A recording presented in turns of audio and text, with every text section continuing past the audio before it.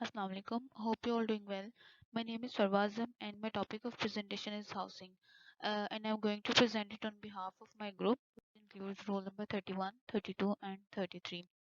So, first of all, look at the contents of our topic, which includes its definitions. हम इसकी definitions देखेंगे, social goals of housing, criteria for helpful housing, determinants of housing standards, what housing standards are, and rural housing, housing and its relationship with the health, overcrowding, indicators of housing, and in the end, we'll have a scenario question. Know what housing is in simple words housing का मतलब है घर जिसमें आप रहते हैं according to modern concept housing इसको कहते हैं कि ऐसा स्ट्रक्चर ऐसी जगह जो आपको रहने के लिए छत प्रोवाइड करे उसको हम हाउसिंग कहते हैं। इसके अलावा इसमें इर्द गिर्द की जो सराउंडिंग्स और जो आपकी कम्युनिटी आपको फैसिलिटीज़ प्रोवाइड करती है जैसा कि इसमें स्कूल्स आ जाएं, हेल्थ फैसिलिटीज़ आ जाएं, मॉल्स वगैरह, तो ये सब हाउसिंग के अंदर शामिल होते हैं। According to modern concept, it includes physical structure which provides shelters, its immediate surroundings, and related community services and facilities. Human settlement has also become a part of housing. अब human settlement क्या है कि ऐसी जगह जिसमें ज़्यादा सारे लोग मिलकर रहते हैं और अपने लाइफ गोल्स को कंटिन्यू करते हैं और इसका साइज वेरी कर सकता है from single family to millions of people. इसकी definition है that all the places in which a group of people reside and pursue their life goals is called human settlement and its size varies from single family to millions of people.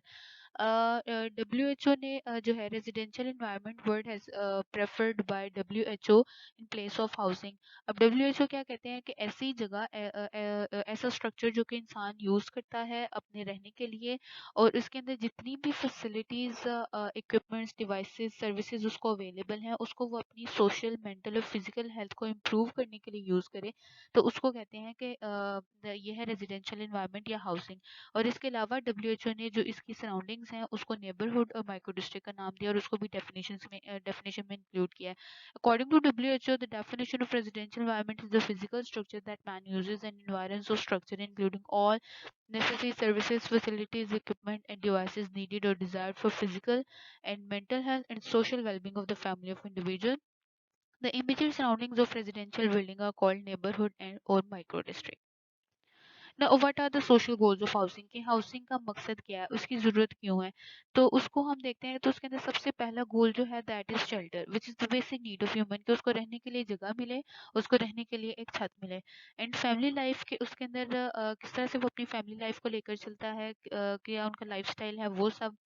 Assess to community facilities कि उसकी community में जितनी भी सहूलियात हैं school की, health की facilities, malls की facilities, roads वगैरह जितनी भी फैसिलिटीज़ हैं उनके साथ उसकी असेस हो। एंड फैमिली पार्टिसिपेशन कि फैमिली पार्टिसिपेट करें इन कम्युनिटी डेवलपमेंट और उसके अलावा इसकी इकोनॉमी को स्टेबल किया जाए, इकोनॉमिक स्टेबिलिटी।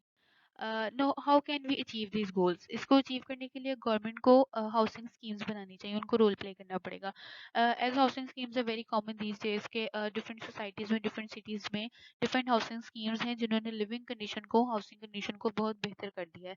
इसके अलावा उनको चाहिए कि वो बहुत मिनिमम और मैक्सिमम स्टैंडर्ड्स बिल्डअप करें for both low and upper class लोग पीपल जो हैं उनके लिए। एंड ऑल्सो उनको क्या करना चाहिए, ऐसे इंस्टीट्यूशंस बनाने चाहिए कि जो लोग अपनी बेटर हाउसिंग को उसको अफोर्ड नहीं कर सकते उनको वो फाइनेंशियली सपोर्ट करें कि वो अपनी लिविंग कंडीशंस को हाउसिंग कंडीशंस को इम्प्रूव करें और अपने रहने के लिए जगह जो है वो उनको बिल्डअप कर सकें।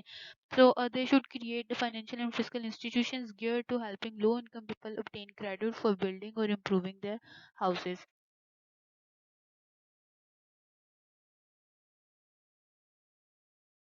तो हाउसिंग स्टैंडर्ड्स उसके अंदर हमारे पास तीन चीज़ें आ जाती हैं कि क्राइटेरिया क्या है फॉर हेल्पफुल हाउसिंग, उसके डिटर्मिनेंट्स क्या हैं हाउसिंग स्टैंडर्ड्स के, और हाउसिंग स्टैंडर्ड्स असल में हैं क्या।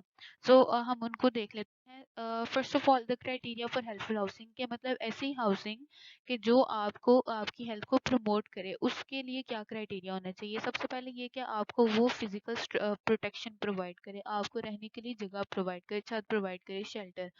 तो और इसके अलावा आपको cooking, eating, washing, bathing facilities होनी चाहिए, आपको कम्युनिकेबल डिजीज़ से प्रिवेंट करे, आपको शोर से, पोल्यूशन से उसको प्रिवेंट करना चाहिए, आपकी प्लीजिंग सराउंडिंग हो तो आप जो है वो इससे बच सकते हैं।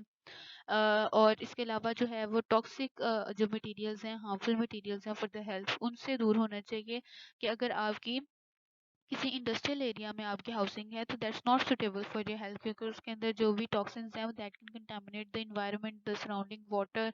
तो that would have negative effect on your health and not suitable for healthful housing.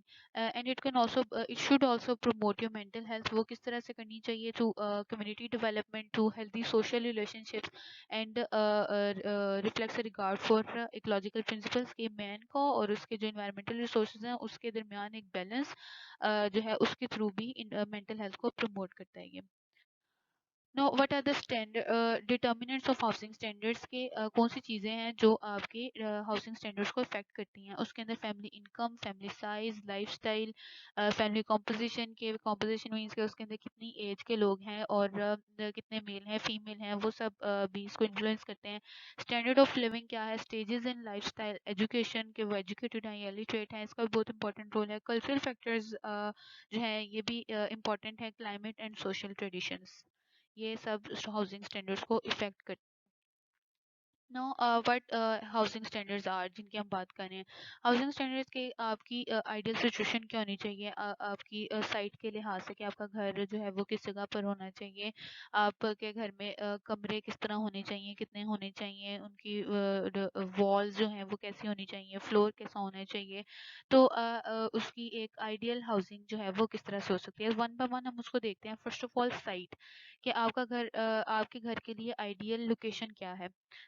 तो यहाँ पे जैसे इन्होंने पिक्चर में दिखाया है कि उसकी जो इसका जो लेवल है वो सराउंडिंग से थोड़ा ऊंचा है। इसका क्या फ़ायदा है कि जिस तरह अगर बारिशों का मौसम होता है तो पाकिस्तान के बहुत से इलाकों में सैलाब का खदशा हो जाता है। तो उस फ्लडिंग से प्रिवेंट करने के लिए it should be elevated from its surrounding. यहाँ पे दिखाया हुआ है कि इसका लेवल जो है वो सराउंडिंग से ऊपर है। और इसके अलावा इसकी सराउंडिंग्स देखें, इट इज़ प्लीजिंग। इसकी सराउंडिंग जो है वो प्लीजिंग इन्वायरमेंट है, यहाँ पे दरख्त वगैरह लगे हुए हैं और इससे उनका एटमॉस्फेयर बेहतर होगा। इसके अलावा ये ऐसी जगह जहाँ पे मॉस्किटोज या फ्लाइज जो हैं वो ग्रो ना करें। अगर इसके इर्द गिर्द जैसे देखें साफ माहौल है, अगर गंदगी हो तो वो क्या कॉज करेगी? वो मॉस्किटोज और उनकी ग्रोथ को प्रमोट करेगी, क्योंकि वो भी आपकी हेल्थ को जो है वो डैमेज कॉज कर सकते हैं। इसके अलावा ये दिखाया हुआ है कि ये ट्रैफिक से दूर है, नॉइज से दूर है, पोल्यूशन से दूर है, दरख्त लगे हुए हैं तो it must be dust free too. तो और इसके अलावा इसकी एक इजी एक्सेस होनी चाहिए टू द स्ट्रीट। एक खुली गली की तरफ इसको जो है एक रास्ता भी होना चाहिए, जो कि इसमें दिखाया हुआ है कि एक आइडियल जो है वो साइट क्या है इस पिक्चर में। So it should be elevated from its surrounding. Protection from flooding should have independent access to the street of adequate width. Should be away from the breeding places of mosquitoes and flies. Should be away from nauseous dust, smoke, smell, traffic, noise. Should be in the pleasing surroundings, dry, safe and well drained. अब यहाँ पर इन्होंने word use किया made soil. Made soil क्या है कि एक ऐसी ज़मीन का एक ऐसा हिस्सा जिसमें आपने कूड़ा करकट फेंक के उसको आपने लेवल किया हुआ है, बैलेंस किया हुआ है। तो उन्होंने कहा कि that is very unsuitable for the. Now setback, setback क्या होता है कि इस पिक्चर में दिखाया हुआ है कि ये घर है, इसके आगे, इसके पीछे और इसकी साइड्स पर जितनी भी खुली जगह है उसको हम कहते हैं वो सेटबैक है। सेटबैक का मकसद है open space all round house, और इसका मकसद क्या है? For proper lightning and ventilation is called setback. कि आपके घर में खुली जगह होनी चाहिए जहाँ से लाइट और हवा का रास्ता बन सके, तो उसको हम कहते हैं कि ये है सेटबैक। और इसका क्राइटेरिया क्या है? रूरल एरियाज के लिए और अर्बन रूरल एरियाज में ये आपके टोटल एरिया से 1/3 से ज़्यादा नहीं होना चाहिए, एक तिहाई से ज़्यादा नहीं होना चाहिए। और अर्बन एरियाज में इसको 2/3 ऑफ द टोटल एरिया, दो तिहाई हिस्सा जो है वो होना चाहिए टोटल एरिया का। और इसको इस तरह से होनी चाहिए खुली जगह कि आपकी लाइट और आपकी जो हवा है, वेंटिलेशन है, उसमें कोई रुकावट ना आए, वो उसका हवादार हो और रोशनी वाला हो। फ्लोर, फ्लोर अब इस पिक्चर में जैसे दिखाया है, पक्का होना चाहिए, इसको इम्परवियस होना चाहिए ताकि आपको वॉशिंग में, इसकी साफ सफाई में, ड्राइंग में जो है वो आसानी हो। फिर उसके बाद it should be free from cracks. इसमें क्रैक्स नहीं होने चाहिए, क्योंकि अगर क्रैक्स होंगे तो उसमें इंसेक्ट्स और डस्ट जो है वो अपनी जगह बना लेंगे, जो आपकी हेल्थ को डैमेज कॉज कर सकते हैं। और it should be damp proof. Damp proof इसको नमी से पाक होना चाहिए, क्योंकि नमी जो है वो आपकी दीवारों में सिल वगैरह भी कॉज कर देती है, जो कि एक कॉमन मसला है। तो वो उससे बचने के लिए should be dam proof. And height of plinth should be 2 to 3 feet. तो या फिर 0.1 to 6 मीटर। अब प्लिंथ क्या है कि कंस्ट्रक्शन के अंदर, बिल्डिंग कंस्ट्रक्शन में एक इम्पॉर्टेंट एलिमेंट है जिसको सपोर्ट के लिए यूज़ करते हैं। किसी भी पिलर की, स्टैचू की आपने सपोर्ट करनी है तो हम प्लिंथ यूज़ करते हैं, और ये स्लैब वगैरह की फॉर्म में होते हैं। नो वॉल्स, वॉल्स जो हैं वो स्ट्रॉन्ग होनी चाहिए, और इनको हीट रेजिस्टेंट होना चाहिए, वेदर रेजिस्टेंट होना चाहिए, इनको ये इजीली डैमेज ना हो सके, and should be unfavourable for rats and vermin, क्योंकि ये डिजीजेस कॉज कर सकते हैं। सो उसके लिए इसको अनसुटेबल होना चाहिए, अनफेवरेबल होना चाहिए, स्मूथ हो। And 9 inch brick wall plaster smooth and जो है क्रीम या वाइट कलर जो है वो मोर प्रेफर्ड। और यहाँ पे इन्होंने दिखाया हुआ है कि यहाँ पे क्या है, एक इंसुलेटिंग शीट है जो कि हीट रेजिस्टेंट है। पिक्चर में दिखाया हुआ है। रूफ जो है, रूफ इसकी अगर आपके पास कोई भी एयर कंडीशनिंग का सोर्स नहीं है तो इसकी रूफ जो है उसकी height not should not be less than 10 feet, और इसकी भी लो हीट ट्रांसमिटेंस कोफिशिएंट होनी चाहिए कि कम से कम हीट ट्रांसफर करे ताकि घर का अच्छा टेम्परेचर जो है वो मेंटेन हो सके। रूम्स जो हैं वो डिपेंड करते हैं कि आपका फैमिली साइज कितना है। अगर आपका फैमिली साइज ज़्यादा है तो रूम्स का नंबर और एरिया भी उसके अकॉर्डिंगली ज़्यादा ही होना चाहिए, लेकिन अगर कम है तो उन्होंने जो मिनिमम स्टैंडर्ड सेट किया है दैट इज 2, कि एटलीस्ट एक घर में 2 कमरे जरूर होने चाहिए, और एक को जिसमें से आप सिक्योरिटी पर्पजेज के लिए भी यूज कर सकते हैं। Floor area for one person is 10 square feet, and for more than one person it should be at least 120 square feet। और आपके जो कमरे हैं उनका floor area for per person is minimum 50 square feet, और ऑप्टिमम जो है वो क्या है, 100 square feet. Know cubic space, cubic space आपकी कमरों की अच्छी हवा के लिए, उनको हवादार बनाने के लिए, अगर आपके पास कोई भी आर्टिफिशियल या मैकेनिकल एयर रिसोर्स नहीं है एयर कंडीशनिंग की, तो आपको उसका जो एरिया है, उसकी हाइट जो है वो दैट मस्ट बी, जो एयर स्पेस है वो 500 क्यूबिक फीट पर कैपिटा होनी चाहिए। और अगर 1000 क्यूबिक फीट पर कैपिटा है तो that is more prefer. Now come to the windows. Windows जो है, अगर आपके अगेन आपके रूम में कोई भी आर्टिफिशियल सोर्स नहीं है लाइट का या वेंटिलेशन का, तो उसके अंदर एटलीस्ट 2 विंडोज होनी चाहिए, जिसमें से एक जो है वो ओपन स्पेस में खुलनी चाहिए, जैसे इस पिक्चर में दिखाया है कि ओपन स्पेस में विंडो खुल रही है जो लाइट और वेंटिलेशन का जरिया बन रही है। एंड देन उसकी हाइट पे आ जाएं तो ये इसका फ्लोर से इसकी हाइट जो है वो 3 फीट से ज़्यादा नहीं होनी चाहिए, ठीक है। और इसका जो फ्लोर एरिया है, फ्लोर एरिया, ये जो फ्लोर एरिया कवर कर रही है वो भी 1/5 ऑफ द फ्लोर एरिया होना चाहिए। और जो डोर्स और विंडोज को अगर दोनों को मिलाएं तो वो इकट्ठे मिलाकर 2/5 of the floor area. Lightning, जो लाइटनिंग है वो भी प्रॉपर होनी चाहिए, ठीक है। आपका जो half of the floor area है उसके 1% से ज़्यादा एक्सीड करनी चाहिए जो डे लाइट है, ये उसका उन्होंने स्टैंडर्ड सेट किया। Water supply all time available होना चाहिए, एडिक्वेट होना चाहिए, सेफ होना चाहिए, और फ्री ऑफ कंटेमिनेशन होना चाहिए। गार्बेज एंड रिफ्यूज़ल उसका उसको एटलीस्ट डेली जो है वंस इन अ डे उसको ज़रूर रिमूव करना चाहिए, प्रॉपर सैनिटरी मैनर में रिमूव करना चाहिए उसको। किचन के बारे में जो है वो ये है कि एक सेपरेट किचन ज़रूर होना चाहिए हर घर में।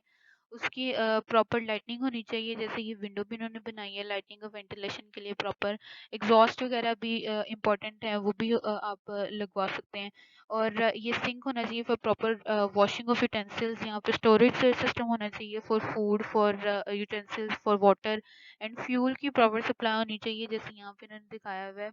और इसके अलावा ड्रेनेज का प्रॉपर निज़ाम होना चाहिए, और यहाँ पे फ्लोर भी दिखाया हुआ है, फ्लोर भी इम्परवियस होना चाहिए, ठीक है। सेपरेट किचन होना चाहिए, डस्ट और स्मोक से पाक होना चाहिए, क्योंकि खाने की पकाने की जगह खाने वगैरह की, सो इन चीज़ों से पाक होना चाहिए। एडिक्वेटली लाइटेड होना चाहिए, proper arrangements for storing food, fuel and provision, water supply, sink for washing utensils fit with arrangements for proper drainage, and floor of kitchen must be impervious. Then privy, privy कहते हैं एक sanitary toilet को, जैसे इस picture में दिखाया हुआ है कि एक सेपरेट सैनिटरी टॉयलेट ज़रूर होना चाहिए घरों में, और इजीली एक्सेसिबल होना चाहिए। जैसे कि पहले रूरल एरियाज़ में तो होता है, या जो इंडिया में बहुत कॉमन है कि they don't have, they are short of toilets, तो they go outside for washing and bathing purposes. So housing standard के मुताबिक they must be a sanitary privy और toilet in a house, and that must be readily accessible. और bathing और washing facilities होनी चाहिए जो कि घर के अंदर हों और प्रॉपर प्राइवेसी के साथ हों। Now come to rural housing के देहात में जो हैं वो किस तरह के घर होने चाहिए, उसके क्या स्टैंडर्ड है कि एटलीस्ट 2 लिविंग रूम्स होने चाहिए, उनके अंदर एम्पल वरांडा खुली जगह होनी चाहिए, और जो उनका बिल्डअप एरिया है तो वो 1/3 ऑफ द टोटल एरिया से ज़्यादा नहीं होना चाहिए। एक सेपरेट किचन होना चाहिए जिसमें सिंक हो या प्लेटफॉर्म हो कोई, और सैनिटरी टॉयलेट होना चाहिए। विंडोज़ जो हैं वो फ्लोर एरिया के 10% होनी चाहिए एटलीस्ट, और घर से 1 मील के फासले पर कुआँ होना चाहिए जिससे वो पानी ला सकें एडिक्वेट, और सेफ वाटर सप्लाई हो उन्हें। और देहात में दैट्स वेरी कॉमन कि उनके पास भेड़ बकरियां जानवर होते हैं, गाय भैंसें, तो उनका जो वो वाला एरिया है that should be at least 25 feet away from the house. That's important for their hygiene, ठीक है, उसके लिए बहुत इंपॉर्टेंट है, हेल्थ के लिए इंपॉर्टेंट है। और there should be adequate arrangement for disposal of waste material. Know, what is the relationship between housing and the health? If there is good housing condition तो it will lead you good health, लेकिन अगर poor housing conditions है तो it will have poor effect on your health।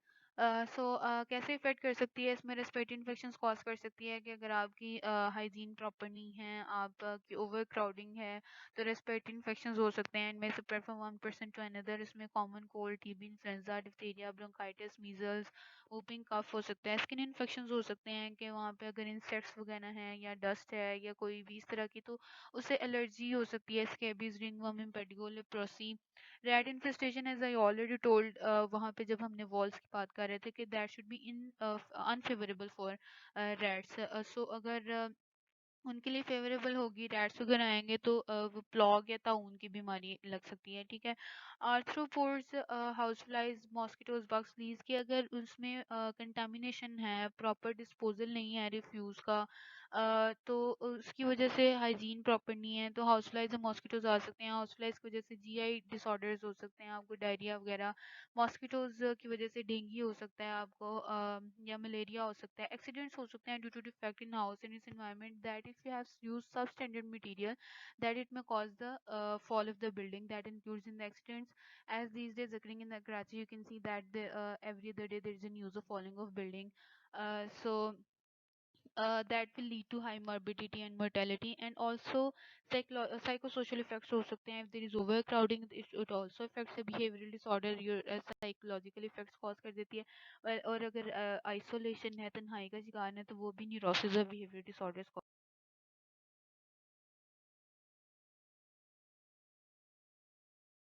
Crowding, that's very important. Over crowding क्या है कि किसी भी स्पेस में कोई ऐसी जगह जिसमें उसकी कैपेसिटी से ज़्यादा लोगों को अकोमोडेट किया जाए, और इतना ज़्यादा कि उनकी मूवमेंट रिस्ट्रिक्ट हो जाए, उनकी स्लीप, उनका रेस्ट वो डिफिकल्ट हो जाए, उनकी हाइजीन प्रॉपर ना हो, उनका स्केड्यूल डिस्टर्ब हो जाए, तो उसको हम कहते हैं कि ओवर क्राउडिंग है। ओवर क्राउडिंग एक हेल्थ इशू है कि आपको हेल्थ प्रॉब्लम्स कॉज कर सकता है, आपको रेस्पिरेटरी इन्फेक्शंस कॉज कर सकता है, फटीग, एंजाइटी, रेस्टलेसनेस, फ्रस्ट्रेशन, ये कॉज कर सकता है, साइकोलॉजिकल इफेक्ट्स और अदर डिजीजेस। इसको हम देख लेते हैं। इसकी definition: a situation in which more people are living within a single dwelling than there is a space for, so that movement is restricted, private, schedule, hygiene, impossible rest and sleep difficult. It is a health problem, psychosocial stress cause कर सकता है, promote spread of respiratory infections, TB, influenza, diphtheria. As I already told that respiratory infections are mostly contagious, they spread from one person to another.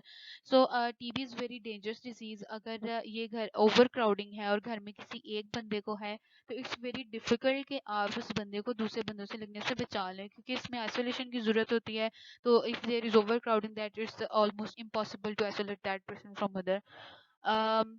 Infectious diseases also spread rapidly, and overcrowding also leads to irritability, frustration, lack of sleep, anxiety, violence, and mental disorders. Children are severely affected by it, and high morbidity and mortality.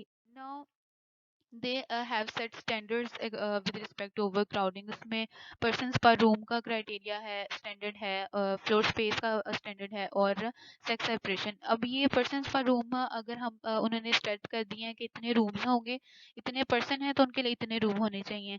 तो अगर उनमें extra हैं लोग, तो वो आपको बता देते हैं कि there is overcrowding। उसके लिए formula सेट किया है, that degree of overcrowding को check करने के लिए कि आपके घर में जितने लोग हैं आप उनको अपने घर के कमरों पे डिवाइड करें, तो that gives you clue about over crowding. क्योंकि जितने कमरे होंगे वो उन पे डिवाइड होके, तो रूम्स तो उसमें जितने लोग अकोमोडेट होने चाहिए वो आपको बता देंगे, और अगर एक्स्ट्रा है तो आपको पता लग जाएगा that there is overcrowding. There is For 2 persons, 1 room. For 3 persons, 2 rooms. For 5 persons, 3 rooms. And for 7 persons, 4 rooms. And for 10 persons, there are 5 rooms. Floor space में देखा जाए फॉर 2 पर्सन उनकी फ्लोर स्पेस 110 स्क्वायर फीट होनी चाहिए. 1.5%, यहाँ पे 0.5% means that जितने बच्चे बिलो 10 हैं उनको हम हाफ यूनिट, बिलो 10 ईयर्स उनको हम हाफ यूनिट कंसिडर करते हैं, और अबव 10 ईयर्स 1 यूनिट, और जो 12 मंथ से कम होते हैं उनको हम कंसिडर ही नहीं करते, कोई यूनिट कंसिडर नहीं करते. सो 1.5 मीन्स एक 10 ईयर्स से कम और एक 10 ईयर से अबव, उनके लिए कितनी होनी चाहिए 90 to 100 square feet. For 1% 70 to 90, और 1 से 2% के लिए 50 टू 70 स्क्वायर फीट, और 50 स्क्वायर फीट से under there is no accommodation. Sex separation आपको कैसे क्लू देती है ओवर क्राउडिंग का, कि उसके अंदर था अगर आपके घर में दो लोग हैं that are of opposite sex, not husband and wife, opposite sex बहन भाई कह लें, सिबलिंग्स हैं और 9 साल से ज़्यादा बड़े हैं, so and they have to sleep within the same room, तो उसको क्या कहते हैं कि that gives a clue about overcrowding. Overcrowding exist if two persons over 9 years of age, not husband and wife of opposite sexes, are obliged to sleep in the same room. Now, what are the indicators of housing? Indicators जो हैं वो आपकी quality of life को major करते हैं, उसके बारे में बताते हैं. वो तीन हैं, physical, economic and social. Physical क्या है, फ्लोर स्पेस क्या है, रूम हाइट क्या है, पर्सनस पर रूम क्या है, रूम्स पर ड्वेलिंग इन्वायरमेंट क्वालिटी के किस तरह का माहौल है वहाँ पे, वो आपको इफेक्ट करता है क्वालिटी ऑफ लाइफ को, कि एयर कितनी है, हवादार है या नहीं है, रोशनी है या नहीं, इनफ वाटर सप्लाई है या नहीं, नॉइस फ्री ऑफ नॉइस है या फिर नॉइस वाली जगह पर है, प्रॉपर सीवेज डिस्पोजल है या नहीं, इकोनॉमिक का जो है कॉस्ट ऑफ बिल्डिंग कितनी है, रेंटल लेवल कितना है, टैक्सेस कितने हैं, एक्सपेंडिचर ऑन हाउसिंग क्या है. सोशल में अब हमारे पास तीन आ जाते हैं indicators that are related to the prevention of illness, कि आप बीमारी से किस तरह बच सकते हैं. उससे बचने के लिए आपको देखना पड़ेगा कि कौन सा फैक्टर कितना ज़्यादा इलनेस कॉज कर रहा है, फ्रिक्वेंसी ऑफ इलनेस कितनी है इस फैक्टर की वजह से, तो फिर उसको आप उस फैक्टर से प्रिवेंट करके आप इलनेस से प्रिवेंट कर सकते हैं. Frequency of illness due to inadequate sewage and garbage collection, illness associated with the contaminated water source, frequency of insect-borne diseases, illness due to overcrowding, due to accidents, due to proximity to animals, या फिर access to medical facilities कैसी है उनकी. फिर related to comfort, उसमें thermal comfort, acoustic comfort, visual spatial space के लिहाज से, टेम्परेचर के लिहाज से, लाइट के लिहाज से, तो उसका किस तरह का कंफर्ट है. फिर उसके बाद indicators related to mental health and social well being के, आप इसमें आपकी सराउंडिंग्स मैटर अलॉट, कि अगर उसकी हेल्दी सराउंडिंग्स हैं तो वो आपकी मेंटल हेल्थ पे पॉजिटिव इफेक्ट डालती हैं, लेकिन if there is surrounding like there is frequency of suicide in neighborhood, neglecting and abandoned youth in neighborhood, drug abuse in neighborhood including school, so that will have a negative impact on your mental health. In the end, we have scenario question that a family of 10 persons is living in two rooms house in a rural area with animals and poultry. अब दो room हैं और उसमें 10 लोग रह रहे हैं और 7 एनिमल्स और पोल्ट्री की भी अकोमोडेशन है. सो जैसे पीछे स्लाइड्स में देखा कि 2 रूम्स के लिए जो स्टैंडर्ड सेट किया है that is 3 person. So it gives a clue about over crowding and what health effects में राइज इन सच सिचुएशन. उसमें आ जाता है कि इस तरह के हेल्थ इफेक्ट्स उसमें साइको सोशल इफेक्ट्स कॉज कर सकता है, कि frustration, anxiety, respiratory infections children को अफेक्ट कर सकता है. सो वो सारे जो हैं इफेक्ट्स इसके अंदर आ जाएंगे. This is the thank you and stay safe.